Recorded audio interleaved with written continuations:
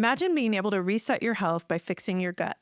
What if you could eliminate bloating, improve digestion, boost energy, and even clear your mind, all with a step-by-step process? Welcome to the 5-hour program, a proven method to restore gut health and reclaim your vitality. Well, that's awesome. Thank you very much. Welcome back once again, everybody. We talked about your gut. We've talked about inflammation, a bunch of things the last couple episodes. So what? Great. You've learned a lot of these cool things. How do you fix it? That's what today's going to be about. And the 5-hour program is a time-tested, true. It's actually one of the first things I learned in functional medicine when I started my training, I don't know, over a decade ago, a long time ago. So that's what we're going to talk about today and go through that. So the goal of today's episode is by the end of it, you'll know how for yourself, how can you start working on repairing your gut, restoring your gut at home without any fancy kind of stuff. If you want a deeper dive into it, we have a lot of resources on our website, lots of books, actually podcasts, blogs, as well as a whole course we've actually created on this whole topic. But the reality is 80% of this you can do at home just by following this simple 5-hour program. So with that. All right. So there are 5 R's, which would be 5 words that start with R, if I'm not mistaken. Am I correct about that? You are correct about that, yes. All right. R number 1, remove. So, what are the most... Oh. Do you want me to ask you questions, or do you want? Absolutely, yes, please. Yeah. What Please are ask the me most questions. common irritants in the gut, and how do we identify them? How do we? The most common irritants are the things people eat the most of. Is typically gluten, dairy, soy, sugar, corn, chemicals in our food system. You can get a little more nuanced: nuts, seeds, legumes, things like that. But if you look at the biggest food irritants in the American diet, it's going to be gluten, dairy, soy, sugar, corn, in that order. And then I like to put in that, which is a part of the whole thing when you do a elimination diet, is the chemicals in foods. For example, great example, since you asked, bread. Bread seems like a simple thing to eat, but they actually put emulsifiers in bread to make it go through the machines really easy, so it doesn't stick to the machines. And they put conditioners in bread so that every loaf of bread looks the exact same, right? Those things actually dissolve the mucus lining in your GI tract and increase leaky gut. So all of a sudden, removing these food chemicals that are ubiquitous in our food system will help lower inflammation in your GI tract. That's super unfortunate. Okay, so you mentioned some things that are food sensitivities already. What about infections and toxins, and how do those, impact gut health? So our gut microbiome there, and depending on what you read, you get a different number. I just finished a course about a week ago and got a whole different set of numbers, but I'm gonna stick with the original numbers I learned, which is you have about 100 trillion bacteria in and on your body, which is about 10 times more cells in your body. You have about 100 to about 10 to 20 trillion cells in your body. And these bacteria create chemicals. They create compounds. They create short-chain fatty acids. They create pseudo neurotransmitters, which are things that act like neurotransmitters. But if you have healthy bacteria, you feed them healthy food, they actually will create these amazing health compounds. You have to realize that fungi and bacteria in nature break things down. They break down things that die and go in the soil. I mean, you can take a massive tree and it's gone in a couple of years. You can take bones from dead animals and they're gone in a couple of years. So if you get that in your gut, all of a sudden those bad bacteria, they can do bad things to your gut. So part of the remove is not just removing inflammatory foods, the chemicals, it's also removing bad bugs. What tools can help pinpoint what needs to be removed? What do we have at our disposal? Everybody wants to go to fancy lab tests. Whether it's an IgG or IgE based food sensitivity test. I'm using a newer test these days in my clinic that actually looks at all the different kinds of IgG markers. There's antibody related testing. You can now do DNA testing. The gold standard, however, for figuring out this is if you go to an allergist and you've got EOE, which is a eosinophilic esophagitis, which is this thing where you react with foods and get reflux and swallowing difficulties. The elimination diet is still the gold standard. And what that tells me is even with all this technology, ultimately the best test tube is not outside your body, it's still inside your body. And so, um, which people don't want to hear that. They want to find out the fancy tests they can do. And when you really get into the weeds with this, Dr. Vojdani, who's actually discovered and developed the first IgG food testing back, like I think it was 1984. He is so in the weeds that he's like, he has a food antibody test for cooked eggs and uncooked eggs and egg whites and egg yolks. So all of a sudden, an egg, you've got 5 different things, and that's not counting chemicals. And then he has sensitivity testing for heavy metals that bind to your cells and chemicals that bind to your cells. And so, you know, the point is that there's really cool testing out there, but ultimately just removing the food is this simpler, cheaper way to do this. And oh, by the way, because everybody's got different bacteria in their gut, everybody's going to react with food differently. And so, and all these tests take into account your gut microbiome, your digestive enzyme levels. If you have low stomach acid, high stomach acid, there's no test that's going to take all that into account. So all of a sudden, just doing a basic elimination diet is the most powerful tool. And then as you add things back in about 3 or 4 weeks, you can see what your immune system does because you've given your immune system 4 weeks to rest, to relax. You actually, there's things called immune complexes, which can overwhelm your system. And what happens over time, your immune response goes down. Inflammation goes up, but your immune response goes down. So you don't feel like I ate this thing. I felt bad the next day or 2 days. I felt bad. You don't like eat it and feel sick like within 5 or 10 minutes. That acute response goes down, but the overall inflammation goes up and you get more of these immune complexes. When you remove the food, your body will clear out these immune complexes. Will remove about, the half-life is of these things is about 28 days. So within 28 days, you will remove, over half of them. But it clears your immune system up enough so that when you reintroduce it in 4 weeks, bam, I ache, I hurt, I'm nauseated, I'm not sleeping well. You know that you're having some kind of immunologic inflammatory response to that food. And many times the gut microbiome, the bacteria in your gut, which is unique for you, that 60% of which is set at birth, no test can account for that. So when I've done elimination diets in the past, I actually, they're not fun. I wouldn't say, like, you're taking things out of your diet that it's easier to eat, whether it isn't necessarily cravings or that you miss stuff. It's just easier to not have, restrictions around what you're eating. Like, that's just reality. And I think it's okay to say that. I feel like where I always struggled was the putting back in, because it's like you remove it. It's simple. It's not easy, but it's simple. It's like, take the food out. And then you just put everything back in. Like, you're like, okay, day 29, like, I'm just going to eat the things. And yeah, can we talk about that for a second? Like, does everybody make that mistake? Like, what's your experience been walking people through? Well, that's the reason why I would give people in our office a formal elimination food plan that's like 28 or 30 pages.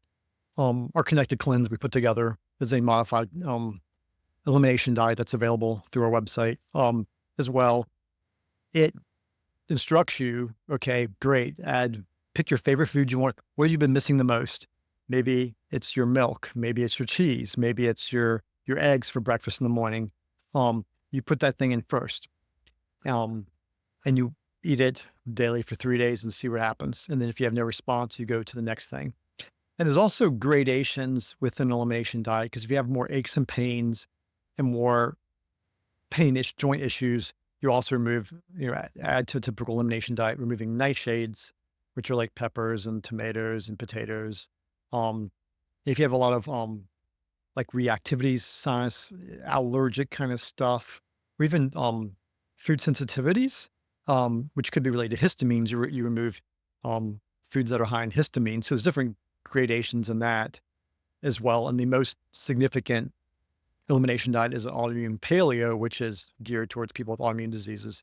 But we're just focusing on the basic elimination diet here. But you want to just add one thing in at a time, give it 3 days. If you just throw everything back in, then you will not feel good. You'll probably feel really miserable.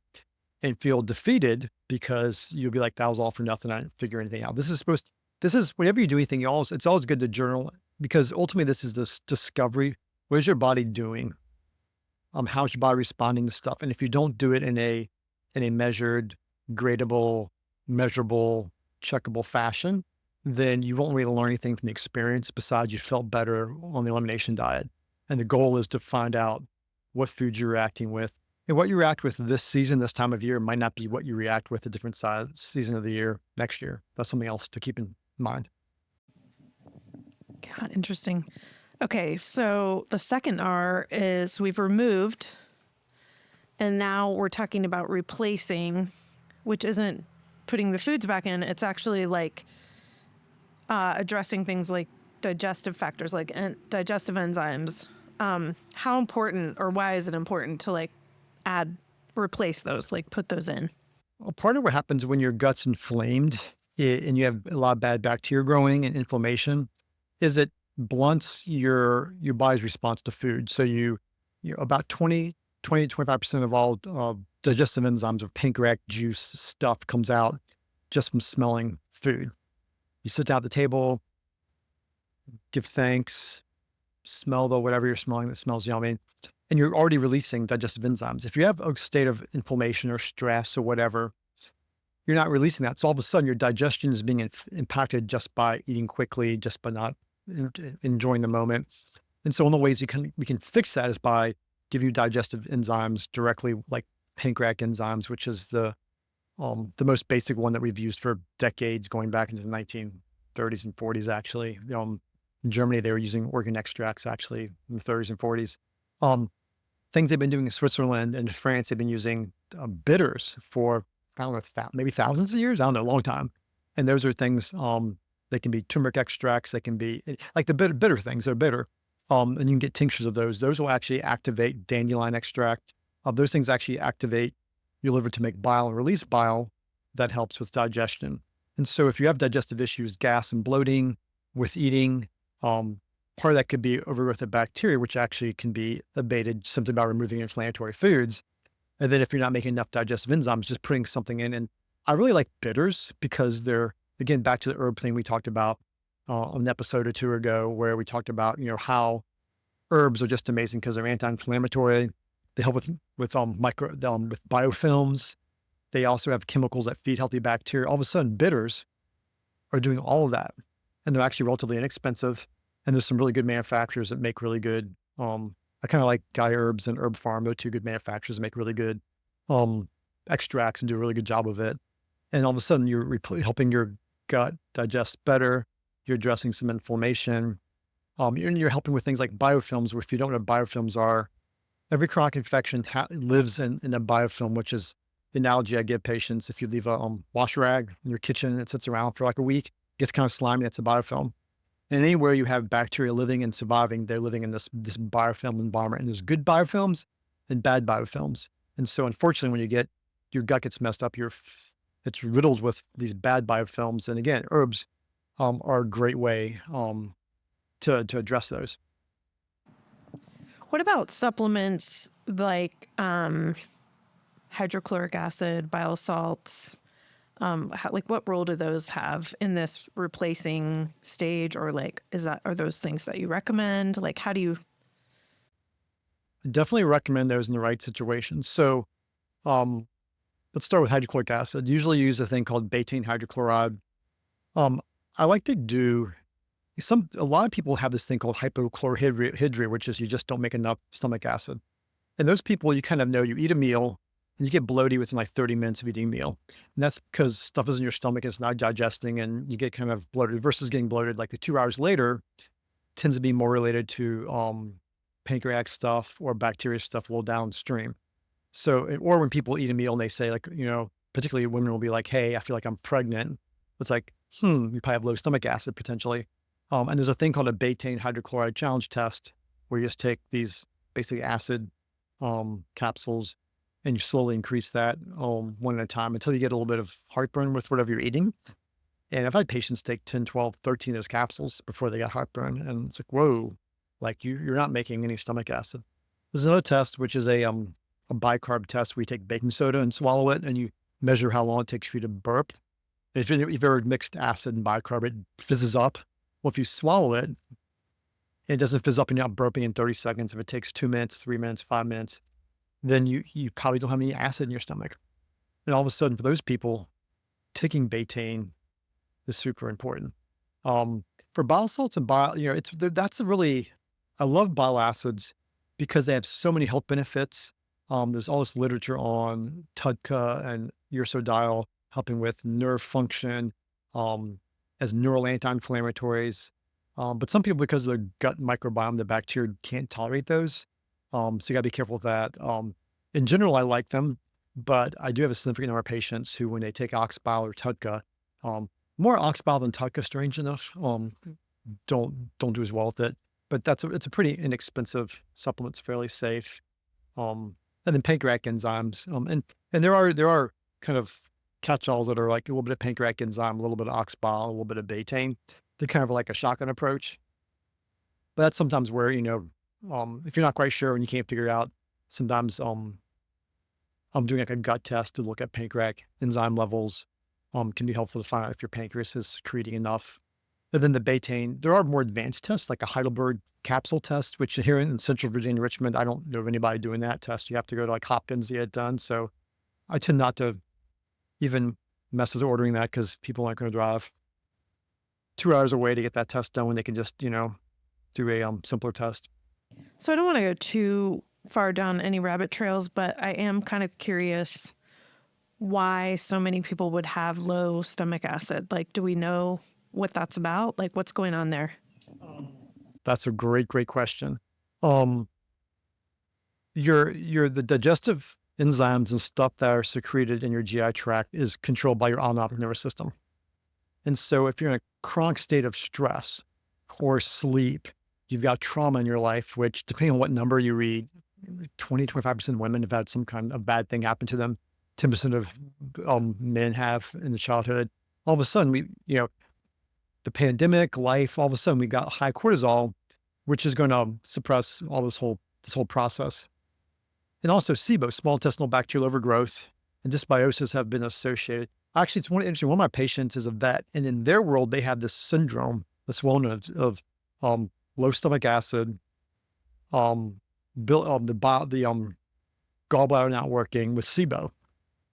And it's funny, when I learned that, I started looking for any patients, and it's like, how many patients have gut issues whose gallbladder's not working, that had taken out before, it's not working, who have low stomach acid? And the answer is a lot. I've never read that in the human literature. I'm not sure if the literature is out there in humans, but it's in the vet world. And so it just makes me wonder how many people the low stomach acid has actually being driven by bad bacteria in your gut. All right. The third R is re-inoculate. So then we're beginning to talk about putting things back in. So like we've heard about probiotics and prebiotics are getting talked about more. How do they work to rebuild a healthy microbiome? And then another word that's coming up more and more recently is postbiotics. I feel like even at Target now you can go and there's things like talking about postbiotics. So like At Target, really? Yeah, some of the supplements are getting popular everywhere. Cool. It's a big business. So how do those work to rebuild a healthy microbiome? So Maybe go over each of them. Yeah. So there's pre, pro, and postbiotics. So the prebiotics are fiber. Prebiotics are the food that bacteria need. So that's the reason why you mentioned before you love fiber. Fiber is great, or you couldn't get enough fiber. Fiber is the new superfood. It's just amazing how just getting adequate fiber in your diet in countries like in populations, sub-Saharan African populations consume 80 to 100, which these numbers are crazy, grams of fiber a day. They have no autoimmune diseases, almost no heart disease and cancer. Now we're realizing that all the things your gut makes, you have to have the fuel, and that is fibers, healthy, real fiber, and there's soluble and insoluble, which I don't want to get in the weeds with that, but that's the prebiotic. The probiotic, well, great, you got the fuel, but you need the bacteria. So probiotics are the bacteria, the beneficial bacteria, which you can get those from fermented foods. The acidic flavor I'll get to that in a second. So you get that through fermented foods, whether it's fermented vegetables, sauerkraut, kimchi, pickled onions, kvass, which is a fermented beet, fermented yogurt, kefir, lassa, which is a Indian fermented dairy. These are all sources, historically used sources of healthy bacteria. Um, the ideal thing would be to consume fermented food with every meal, which they kind of do that actually in South Korea. But for many Americans, that's just not doable, or it's hard or whatnot. So that's where probiotics come into play, because you can get those healthy bacteria, not in the same diversity as you get them in a fermented food, but it's something's better than nothing, right? And then the postbiotics are this brand new world that has just literally come on the scene in the last 3 or 4 years. It's come to public consciousness in the last year. And these are all the things that the bacteria make in your gut. When you feed the bacteria in your gut healthy fiber or whatever they're eating, and this also includes these polyphenols, which are those colors we talked about an episode or two ago. They create all this stuff. They create vitamins, B vitamins. They create short-chain fatty acids, butyrate, acetate, propionic acid. We now know these short-chain fatty acids actually repair leaky gut, repair leaky brain.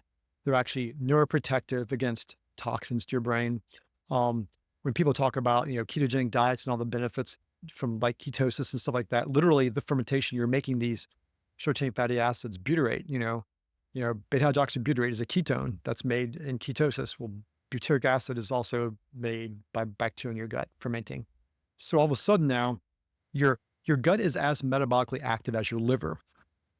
If I took your liver out, you would be dead in a week. In animal models, we know that if you sterilize the gut, and mice models, for example, they'll get all kinds of weird autoimmune issues and cancers and stuff. And now we're just learning that the bacteria in our gut are a metabolic powerhouse, and you need healthy bacteria making all these postbiotic short-chain fatty acids. There's one interesting study that was looking at fecal microbial transplants, or stool transplants, which are something new happening now. And it was actually looking at, they had some way they were able to filter out the bacteria from the stool transplant, only were left with these postbiotic things. And they had the same outcomes in stool transplants as those who had stool transplants with the bacteria. So the question is, whoa. Are the bacteria the magic sauce? Or is it the cell walls of the bacteria break down that modulate our immune system, which is how mushrooms work? Is it all the chemicals they're making that actually have positive impact on our metabolism? So that's a little bit, probably more than you're looking for, but that's like some of the magic that happens in your gut with fermented foods and probiotics and all that kind of stuff. So is it like just take probiotics and you're good to go? Like, what's the difference between doing that and actually re-inoculating your gut? Well, the idea is to take something that will re-inoculate your gut, and people will go right to probiotics as the way to do that. But the thing with probiotics is if you stop taking them, they will just pass through. And that's one of the tricks, is how to keep on doing that.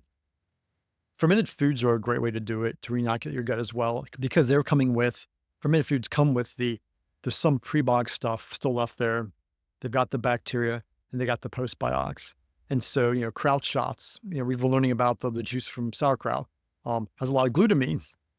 Glutamine helps repair leaky gut. So the re-inoculation thing is, I hear what you're saying. It's something you got to keep on doing on a daily basis. It's not just you take a probiotic for a couple of weeks to stop. Fermented foods are the better way to do it. Probiotics are the easier way to do it. Got it. Okay. You started to talk a little bit about some of the things in the next section, which is repair. So what nutrients are most effective in repairing the gut lining? So like glutamine, zinc, collagen, what is most effective to repair the gut lining? You talked about glutamine already, but. Well, glutamine's like the most important one. Consuming from 3 to 5 grams up to 3 to 4 times a day. It actually helps repair the leaky gut. Zinc carnosine, which actually over in Europe is a medication to treat reflux.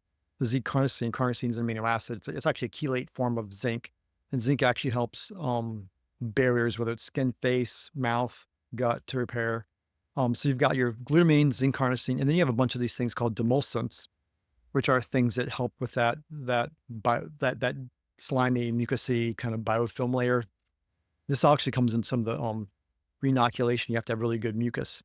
And so things like aloe vera, things like marshmallow root, deglycerized licorice, these are all things that are great for actually that gut lining. So again, when you look at the gut, the three things, healing the skin, the lining that's broken down, the glutamine, helping the tight junctions come together, which are the stickiness of the cells, which is just carnosine, and then that healthy mucus layer are your demulcents, which are things like deglycerized licorice, aloe, marshmallow root, things like that. So this might be a little bit of overlap, but are there specific diets or, I guess, foods that help accelerate the repair phase? You mentioned fermented foods already have Fermented foods the are great. If I was to pick two pro and foods, postbiotics. fermented foods and bone broth. Bone broth is, there's so many superfoods. It's another powerhouse. Bone broth, it's an extract, a bone extract that has collagen. It has these rare earth minerals. There's so many things that are required for connective tissue to be formed, and your entire gut is a big connective tissue tube. So collagen, collagen has become really popular, using different kind of collagen supplement products. But if you want the kind of collagen that's going to help with your gut and come along with all these trace minerals, then bone broth is the thing you want to do. So if I was to pick two superfoods that would go along with this diet-wise to help repair your gut, it's going to be fermented foods and bone broth. Okay, and then finally we have rebalance. And I have to turn the page. So how do lifestyle factors fit into all of this? Like sleep, stress, exercise and movement? How do those things support gut health? So, whenever you talk about something like your hormones or your thyroid or your gut, none of these exist by themselves in solidarity. It's your whole system. Without, it's like a female comes in and I think I have thyroid issues. It's like, well, you're okay, but you also have ovaries. You also have an adrenal gland. You're making hormones in your gut. You have to look at the entire picture. And that's the same thing with using lifestyle to rebalance. Sleep is when your body heals. Sleep is when your neurotransmitters, again, of which you have just as many. Most neurotransmitters are being made in your GI tract, and you have as many neurons in your gut. It's called the enteric nervous system, as your spinal cord. So when the nerve cells take the trash out, when you're in deep sleep. So if you're not getting deep sleep, then guess what? You're not getting the maximum amount of clearance, repair. There's a cell cycle that happens when you sleep, where your cells go through this. They've been working all day and they relax. They kind of recycle themselves, take the trash out. And if you're not getting quality sleep, that's not going to happen. You're a level up on the food chain. Your autonomic nervous system that I mentioned before rebalances itself into a rest and digest parasympathetic state. You need that for sleep. Less sleep is directly correlated with an increased level of cortisol. And cortisol by itself being high can cause leaky gut. When I was early on in my training, it was a common thing. People would get stress ulcers for just being hospitalized. You're sick, you're in the ICU unit. People would just get stress ulcers because being sick in the hospital means you're usually really, really stressed. And so we prophylactically give them medications to stop stress ulcers.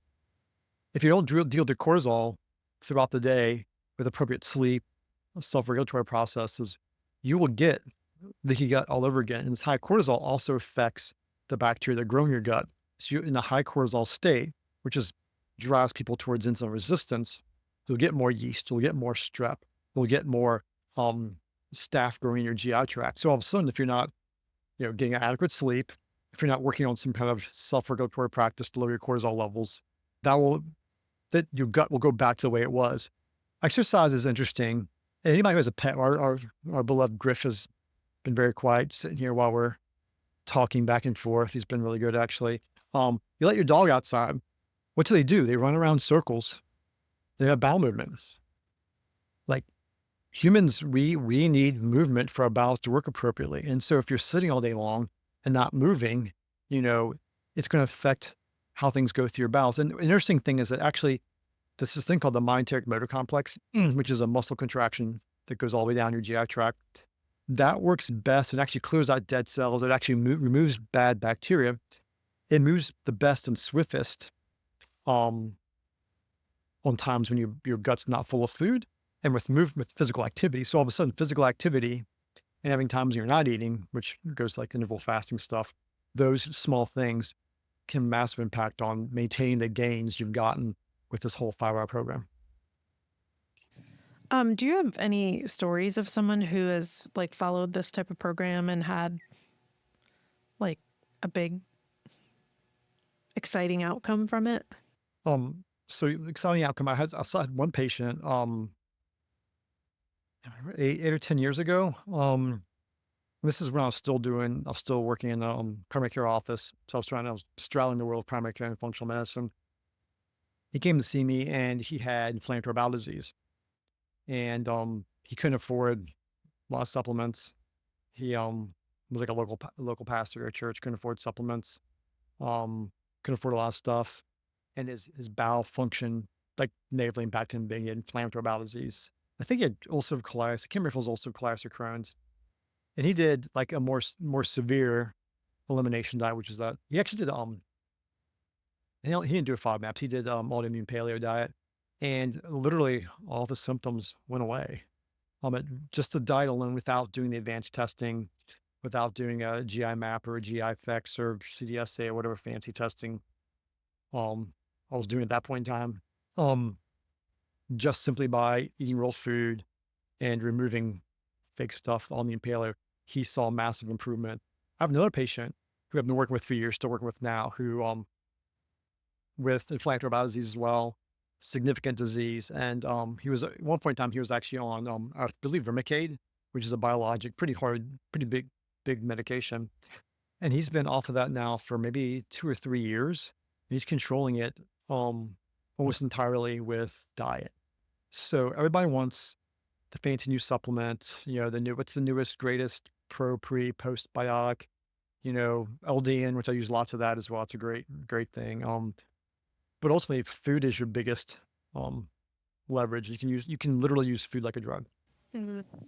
What would you say is the biggest misconception people have about fixing their gut health? Can you reclarify Just that? like I think you kind of hit on it Well, maybe actually in your maybe last answer a little bit. maybe I would say that maybe the biggest misconception is they're already eating a good diet. Like, I'm already doing this. I've already removed this. I'm already eating, you know, I've tried that before. I've done that. And then it's like you see them eating their snack wells or whatever the health snack thing is. And it's like, are you really eating real food? Have you really removed everything that can cause issues? I had one patient one time. This is an interesting story. I have no idea how she figured this out. Again, this is when I was doing primary care still, and she had really bad asthma, horrible asthma, and so I gave her a try elimination diet.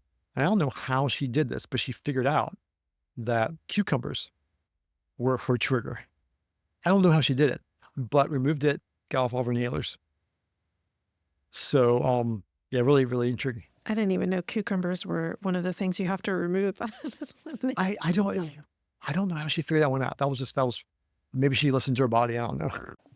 Are there like simple actionable steps like anyone who's listening could do immediately? You've kind of mentioned some things, but let's just cover it again. So, because it's always good to hear things more than once. Simple steps would be remove the big three: gluten, dairy, soy, and add on the infamous fourth, which is removing sugar. If you can do that, I feel like that's achievable to most people. The next thing is like, look at your lifestyle. Are you getting adequate sleep? Are you, when you eat, are you chewing 20 to 30 times? I mean, that sounds really basic, but so many people just chew a couple times and swallow. Are you having a moment before you eat? Are you just looking at your food and being thankful, being grateful for the fact that, wow, I live in an amazing place where I can actually have 3 meals a day, when most of the world, that's still not reality. Being grateful, eating with that state of mind, it affects your whole entire digestive process. So, remove the infamous 3 plus the fourth: gluten, dairy, soy, sugar, the way in which you eat, adequate sleep, and then just stress reduction, which can be something simple as breath work. Like, if you do those things, probably 70% of people will notice significant changes in their gut health just from that. And then you can start adding on other, cool fancy things, cool testing, supplements, supports. What are the best resources to guide someone through this program? Um, we have so many of them on our website. I mean, I don't. I'm looking very intentionally at you to Okay, get this one right. okay, get this right. We have put together. I'm sorry. We actually have put a whole thing called the Connective Cleanse, which is us trying to make this whole thing actionable and achievable to people. So I'm sorry. Yes, we've done that. Lots of things, but and it's us kind of guiding people through this process with supports. There's a little small quiz that walks people through, and you can help figure out, do you have gut immune brain kind of issues, whatnot's going on. But that's something we put together to make this accessible, achievable, and actionable for people. Because if it's not accessible, people aren't going to do it. If you don't give them achievable goals, you don't start off with a FODMAPs diet or a MAPS diet or a autoimmune paleo diet. That's not achievable for the vast majority of people. If you can do something achievable, actionable, achievable, and what was the other available? Like we put that together for people, so that's available on our website and probably will be wherever this is posted in the notes below or something like that. I have a little insider knowledge here, so I'm also going to ask you. So you mentioned figuring out which system is out of balance. That sounds like it goes a little beyond the scope of an elimination diet. Is that accurate? Like it is, yeah. So yeah, there's different systems in our body. There's our survival hormone system and our sex hormone system. The survival hormone system is your cortisol, thyroid, and insulin. Your sex hormone is estrogen, progesterone, testosterone. There's your gut immune brain system, which is how your gut interacts with the immune system in your brain. Try to figure out an easier name for the other system. The system 3, it's cardiopulmonary neurovascular. It's basically your heart, brain, vascular system. And then the fourth system is your detoxification system. So what we do is we kind of walk people through, because some people will be like your gut, right? Some people will be like your gut, cortisol, detox. So we kind of give people like a test or quiz to take. It kind of walks them through like what systems are off, and then they can focus on, like, why would you want to focus on this happens with a lot of women, particularly. They're like, oh, my hormones are off. Gotta fix my hormones. And it's like, you're 30, you're 28, you're not even, your hormones are, what's off is not, unless you have some weird autoimmune issue, it's actually probably your adrenal glands off, it's your thyroid's off, it's you have insulin resistance, it's your gut's a wreck, or you're toxic. People, a lot of young ladies don't realize that all these chemicals in the environment are neuroendocrine disruptors. They're chemicals that act like estrogen that mess your system up. And so the fix is not giving a 20 or 30-year-old estrogen. And even if their testosterone or progesterone are low, which unfortunately is happening more these days, the fix for them might not be to give them testosterone and progesterone. It might be to use progesterone activating herbs, sure, in orals like evening primrose oil, testosterone activating herbs. But more importantly, which system is off? Because if you address that, all of a sudden, your body wants to do what it's made to do. It wants to self-heal and self-repair. And so if you can just remove the roadblocks in your body's natural healing process and get what's lacking, it just will do what it's made to do. And the younger you are, the more prone it is to do that. When you get older is when you're like, if you're, 60, you know what, your body's not really making as much hormones anymore. So yeah, probably hormones are on the docket at some point in time after we've done this. And so the systems analysis allows you to figure out which is your major leverage point. If you get the major leverage points and give your body enough margin, it'll actually take care of the rest for you. Very cool. So can you wrap up like a summary of the 5R thing and then wrap up our episode? Yeah. So the 5 R's: remove inflammatory toxic foods, replace what you're lacking, typically with some kind of herbal, potentially enzymes, reinoculate, give your body healthy bacteria so your gut can do what it's made to do, rebalance, repair. I love bone broth for this. I love fermented foods for this. Those are super easy things to do. And then rebalance is like, life is stressful. The world's a crazy place. If you're not in balance at home, if you're fighting with your spouse, you're fighting with your kids, if you're don't like your job, if you're not sleeping well, if you don't have a sense of meaning and purpose in life, it's going to affect your entire physiology. So the rebalance is it could be simply finding your meaning and purpose in life, But if you walk through these, it's amazing what your body will do. And the younger you are, I've had many, many patients with inflammatory bowel disease, teenage, early 20s, who've walked through this with some supports, and their disease have gone in remission. So your body has this amazing capability. The older you get, the more support you need. But it's really kind of cool what the body does when you kind of let it do what it was made to do. Awesome. Thank you. Cool. Hopefully this was helpful. If you have any questions, please post them below. Probably the next section will be a question and answer session. We'll be answering questions you posted. So please put those below. If this was helpful, please like, share, follow, subscribe. Those are the things that help get this information out there. And as well, if you put questions when the episode pops up, you'll be notified of that. So take care, be well, and we'll talk to you soon.